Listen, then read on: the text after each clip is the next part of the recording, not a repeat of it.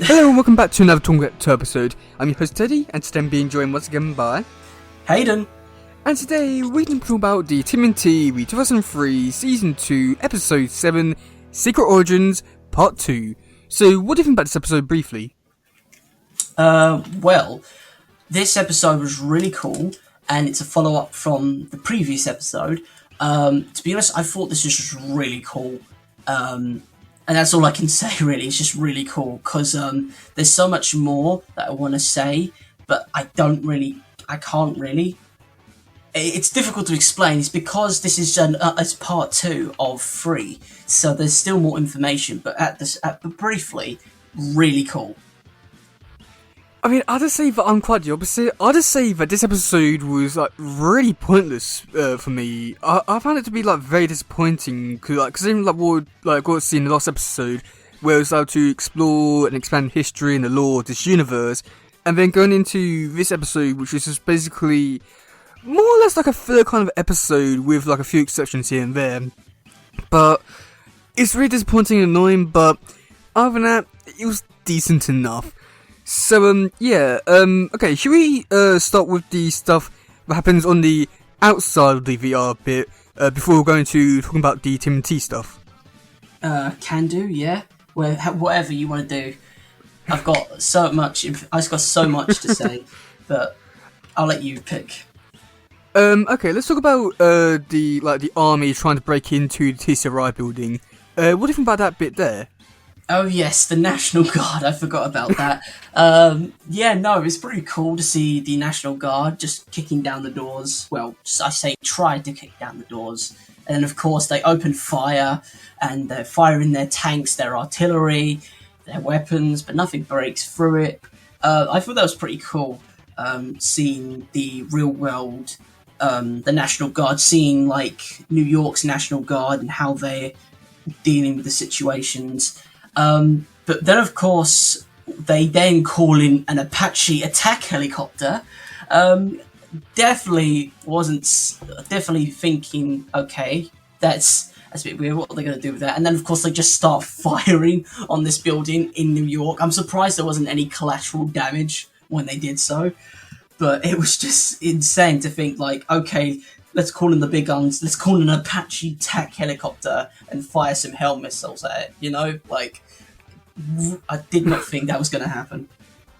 You have to say that with this bit here, I thought it was pretty good, setting up for the stuff on the outside, because it does play a big role in the next episode, which I do quite enjoy. And there was, there wasn't really too much to it, but I did enjoy how it was just trying to keep escalating things and showing off how powerful the technology in metal is for the Utroms. I thought that's pretty cool. But when it's blown, I'd say trying to blow up the building, my one biggest thing with that is, how didn't they break the pavement around it? Because they threw quite a few missiles at it. It should have easily broken the concrete around it. Yeah, to be honest, I had the same thoughts, but maybe the Utron have blast-proof the ground as well, so they can't dig underneath it, or some technology that has prevented it. But I doubt that, and it's just the Turtle Universe physics, Yeah. Okay, the next bit I guess we'll talk about is Baxter Stockman going around trying to break Shredder into the building. What do you think about those scenes there? To be honest, it was really cool to see Shredder back again after so many episodes, and of course seeing Stockman being his puppet again. What's left of him, at least. I thought it was really cool to see Shredder come out of the tunnel with his guard, and him just being back, because after the crazy last season finale, of which his head gets decapitated, and just seeing him walk again and being Shredder was just a bit crazy, just seeing him back after all this time. Yeah, but I'd say because you already know all the context behind Shredder being back and all that, I feel it's not really that much of a big reveal anymore, or a big OMG kind of thing anymore. Yeah. But I'll just say with this these scenes, they were pretty okay, I want to say. And I did enjoy Shredder coming back because, well, it's Shredder and stuff like that, and even seeing the guards come in, that was pretty cool. I mean, the only thing which I wouldn't necessarily say is a complaint, but it's just more of a question kind of thing, is that when Shredder was coming through the tunnel, he was like very shadowy, as if they're trying to hide who he is. Despite them playing his music and his silhouette being very obvious, I just found that to be so weird that they're trying to hide him.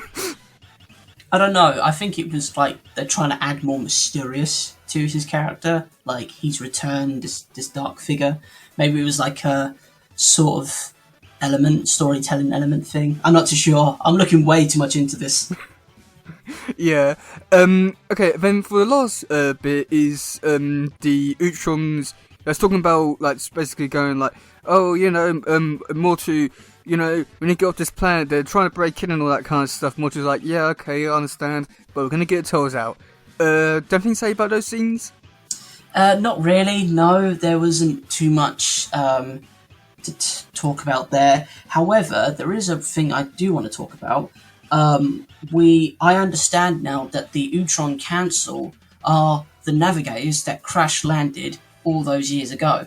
They've become this sort of Utron Council, and I thought that was pretty cool. Just seeing, that's who they are. That's why they're the navigators. Just piecing it all together. That's what I found really interesting about that scene. You have to say that for the most part, there wasn't really too much I can really say about these scenes because they're like kind of scenes that was just there, that just happened and stuff like that, but didn't really add anything to it. But I do like find like a bit weird, like Mortu's trying to risk his whole life to trying to save a turtle and splinter, despite him putting them in there, and he could just automatically just leave them, and you know, and they might get taken by the government or something like that, but it wouldn't be their problem. I find it interesting, but a bit weird, but yeah. Okay, so you've all the actual VR bit inside the virtual world and all that. We did get to see the first battle between the turtles and the VR foot. What do you think about that scene there? Well, now that was a pretty cool fight. I really did enjoy that because we're seeing the old Foot Clan fight and seeing how they were developed from the originals. And of course, we see that they're human, and of course, they're probably local villagers that have been recruited by the Foot and Shredder, working under his command. And I thought that was just really cool to see how they've changed and how the designs have changed from like the early years in the past to the present day Shredder and the Foot Clan. I thought that was just really cool to see. Yeah, to say that with this fight scene, I thought it was like pretty good for the most part. There wasn't anything like really outstanding, unlike the other fight scenes, but I thought it was like pretty good to see like the Turtles fight the Foot Clan, even if like sort of their Foot Clan, sort of not, and all that kind of stuff. I did like find it interesting with Raph being somewhat good with the swords. So I don't know what to really make of that, but that's quite cool. But yeah, to be honest, other than that, there wasn't really too much to this bit. I had to wonder though, like with the bamboo sticks and all that, because I was able to like hold off swords and all that. So how strong are the bamboos? So I guess there's that. So yeah. Okay, so then going into the next bit, which I think you might find to be possibly one of the coolest scenes in this episode.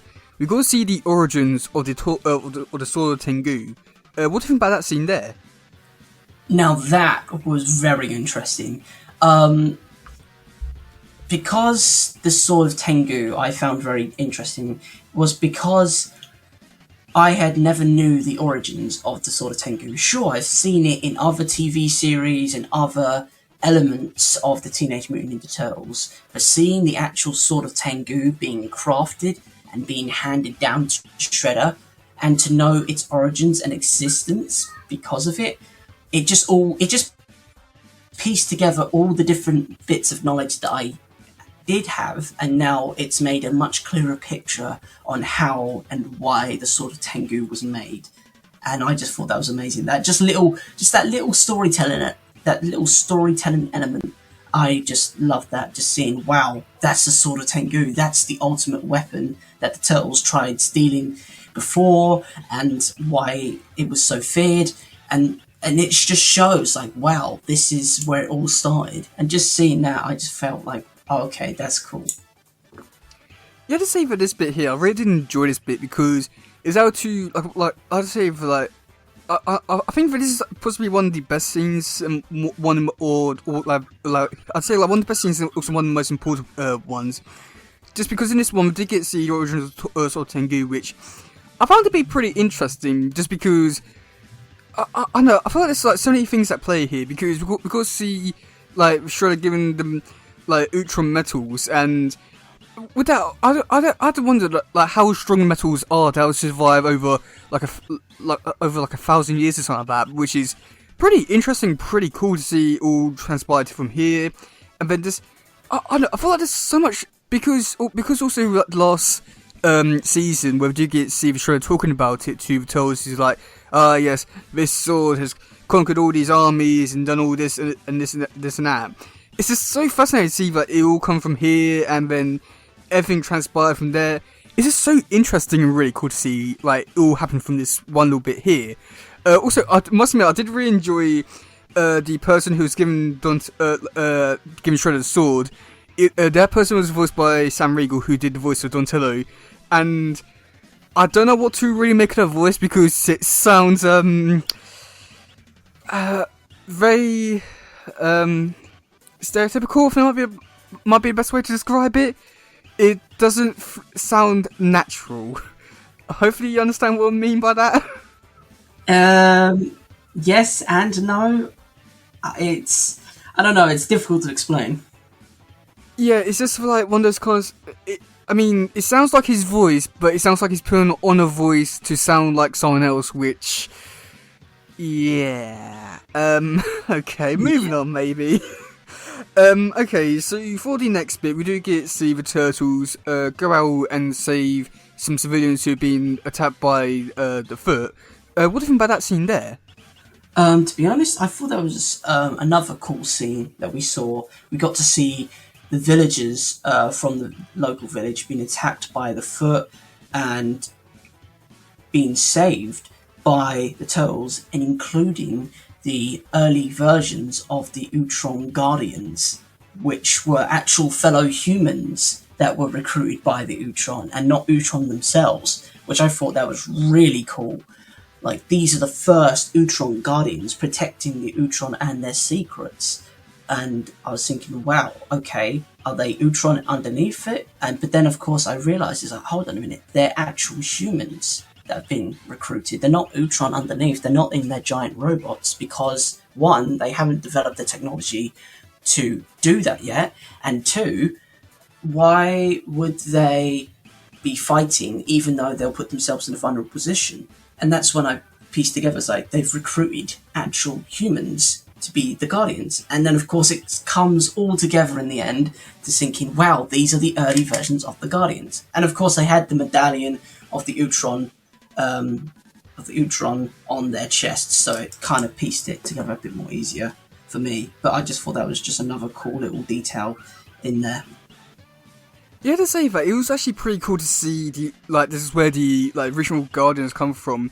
I think that this series did a really good job of just exploring and expanding the lore of history of certain things, and I think when you see stuff like this where it dates back to the 11th century, I think there's so many cool possibilities you could really do there, to really show off and explore just how much they've influenced humans and stuff like that, and what they've done over the years. I feel like there's so many possibilities you could do with it. Unfortunately, they don't do anything like that, but it's just so interesting and amazing as how to do something like this, and it's so cool to see it all happen back here and all that kind of stuff. And then even with the fights itself, I thought it was pretty good for the most part. There wasn't really too much I can really talk about because it's just it happened and stuff like that. But yeah. And then also I have to say he's a little bit weird with how Leonardo was talking to the Guardian member afterwards and go how would you find you? And the person goes around says and he goes around and says, you know what, we'll find you.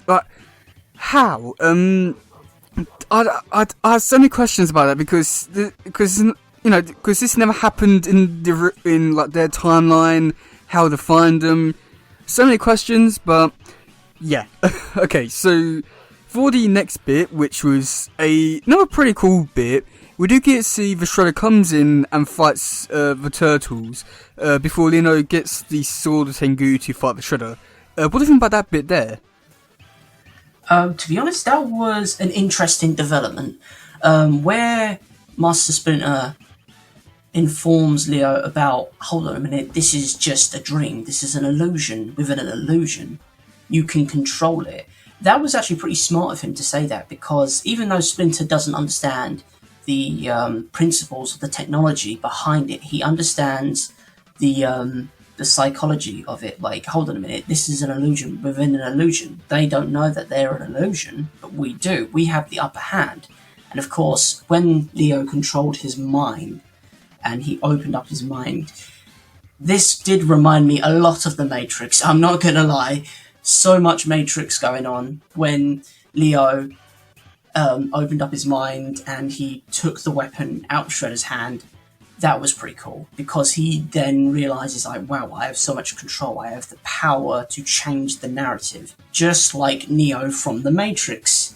And of course, we do get a little Matrix movie quote in there when Donnie says, oh, nice job, Neo, and then corrects himself to say Leo. And I just thought that was really cool. It's like, oh, I see what you did there. I know what you did. Yeah, I'll say about this bit, it's only because I want to have like same enthusiasm as you do, but at the same time, I don't know, because I do think that it is really cool to see Leo like use the sort of Tengu to defeat the Shredder, but with that, like, there's so many things which I'm just like, because like with that, it just feels such a gimmick to basically have like the power to just do whatever they want and just defeat him, because at that point they might just just like think Shredder's dead and all that kind of stuff. And then even with that, like, also, like, why doesn't Delta use that information and create some fun stuff? Like, especially with Mikey, like, he would do some very creative and weird stuff in this world, but yet he doesn't.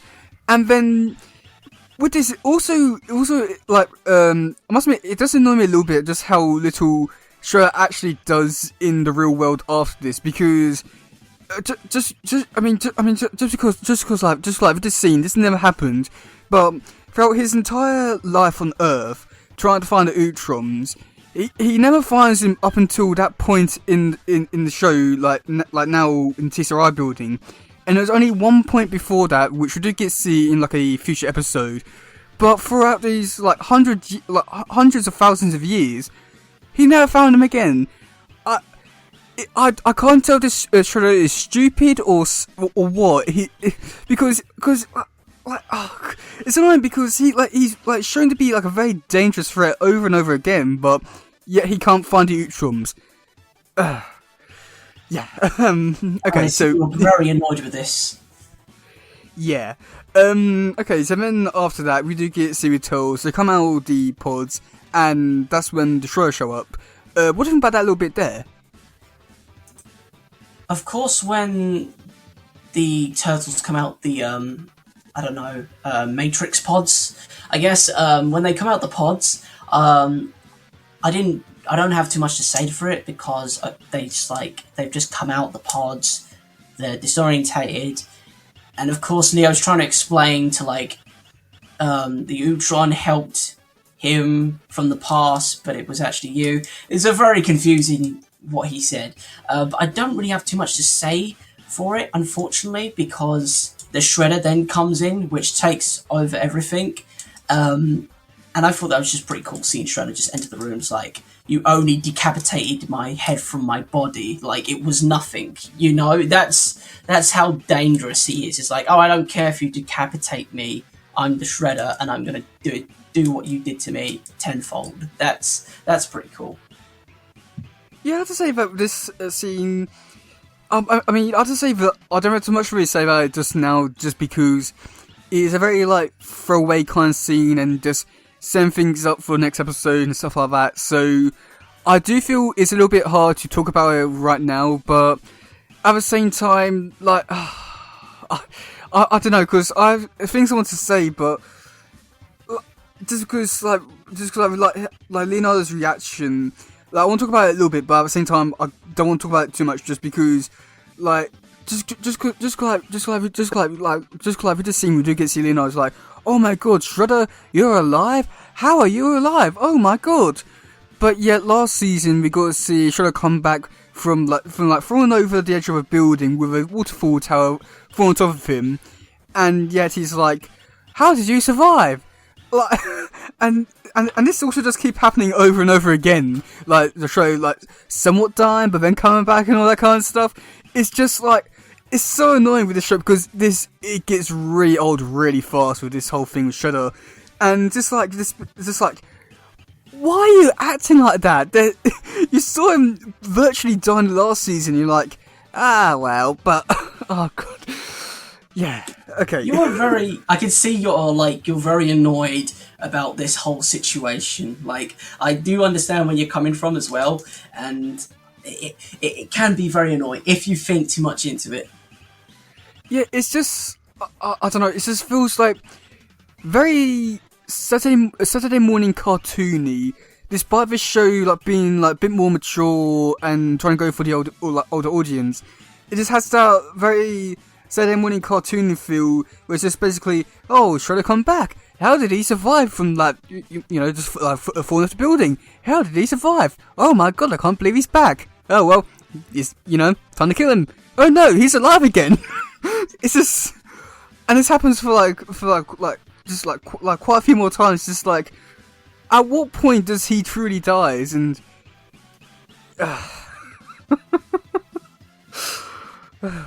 but yeah, what do you think about this episode overall? Overall, I thought this was a really cool filler episode. To be honest, I really don't have much to say, except for the fact, like, it was cool to see the National Guard fly an Apache through New York City and blow a hole through the TCRI building. But unfortunately, apart from that, I can't really say much, because this is just a filler episode for what's to come next. And of course, I can't talk about what's coming next because I haven't seen what's coming next. So it's really difficult for me on my end to try and piece together what's going to happen. Like, I can put little thoughts in my head, but there's just so much I still don't know about this particular universe and where it's going to go.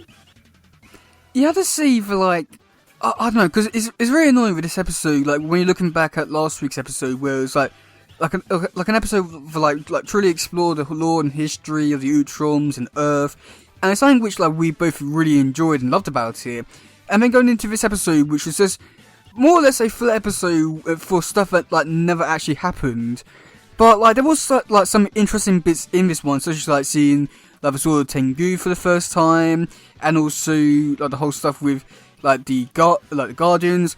I found that to be like really interesting and fascinating, but at the same time, it was still somewhat pointless because like most of that stuff has already happened in the past and just doesn't really have too much big effects on the present day stuff. But it's cool to know. But other than that, and it's just so annoying with all the other stuff. And like, this whole episode is just mainly just setting things up for the next episode, which does like deliver on those promises of answering all the questions about stuff like that. But at the same time, it's just, I feel like had this episode been like shorter and like combined into the next episode, it probably could have worked better, but unfortunately it wasn't. Oh, one thing which I do have to ask you about, which I know might be a bit weird now, but throughout this whole episode we do get to see them sort of like referring to the Shredder as being a neutron, being like, oh, don't forget Shredder isn't it, and then the cut out and all that. What do you think about those scenes? Because I know that you already know the big reveal and all that. So, like, what do you think about those scenes now? To be honest, like you said, I already figured out what Shredder was last episode. But to be honest, because I know the information now, it didn't really have that much of a grand effect when they tried piecing together. Like, it was cool to say that for people that didn't know, but for people that have kind of pieced together what's going on, there's not much of a grand effect, if you get what I mean. Yeah, and also I do feel like the way they went around it was like annoyingly stupid and also just like really weird. Just because, just cause like in this bit, like at the end where where Leonardo's about to like get teleported back, it's like, oh no, he's about to tell me something, and like, why didn't you ask him before you press the button and stuff like that? And then even with how they've like delivered the whole thing, it's just like, Shredder, he's a, and then it's just like, it just feels like very somewhat obvious, but at the same time, it just feels so like weirdly stupid in a way. But because I'd say for like just because like with the series is a bit more mature and all that kind of stuff, which I do really enjoy. But with stuff like this where they do like play it down to be somewhat kiddie, it just feels so weird and just look, just so. I could do a lot better. That's all I'm going to say about it. Yeah. Okay, so do you want to hear some trivia for this episode? Let's hear it. Okay, so this is the last appearance of the Sword of Tengu, which that's actually kind of disappointing. Like when you consider the fact that like, how big of a thing they made it out to be in last season or that. I really wish they would have kept it in the show and actually did a lot more of it, but unfortunately they don't. Oh. No, but I'd have to say that it's quite weird just because in last season, and the way they got rid of it was by plugging it into Baxter Stockman's arm to power down the foot, like Shredder's headquarters. But, you know, like, they still like left the sword at Shredder's place. Anyone can go back and get it. It's not as like it's like broken or anything because I'd say because it's still like sword and all that, it's still intact. The metal is still very powerful after like hundreds of years. And yet no one's decided to go back to get it. This whole show is making me really rethink my loyalty to the show now. Oh, damn. That's how much it's like messed with your brains, isn't it? Yeah. So this is the last time Shredder. Okay. Yeah. No. I guess I can say now. This is the last time Ultron Shredder appeared with his original armor. That's kind of cool. So after Leo makes the Sword of Tengu disappear, Donatello calls him Neo instead of Leo as a reference to the Matrix film main character. So yep. Yay, you got that correct. Mm-hmm. Okay, so for the cast, we've got Donatello voiced by Sam Riegel, Leonardo voiced by Michael Sinniklus, Michelangelo voiced by Wayne Grayson, Raphael voiced by Gregory Abbey, Spencer voiced by Darren Dunstan, Morto voiced by Dan Green, Future Toy voiced by Oliver Wyman, Shredder voiced by Scotty Ray, Baxter Stockman voiced by Scott Williams, got the young Japanese girl voiced by Veronica Taylor, who did the voice of April. That's a little bit weird to hear April's voice there. And this might be quite surprising. The person who did the voice for the Army Guard was the person who did the voice for Baxter Stockman in this episode. Oh, really? Yeah. Oh, that's cool. Yeah, and then for the next episode, he's also in that. But it's a little bit weird just because in the Tulsa Road movie, they do have the same character, but he's not played by him. So, yeah, unfortunately. Okay, now for your favourite part of the episode. You know what's going to happen? Great. Yeah. Yeah. Yeah, here it comes. So who do you think is going to start it?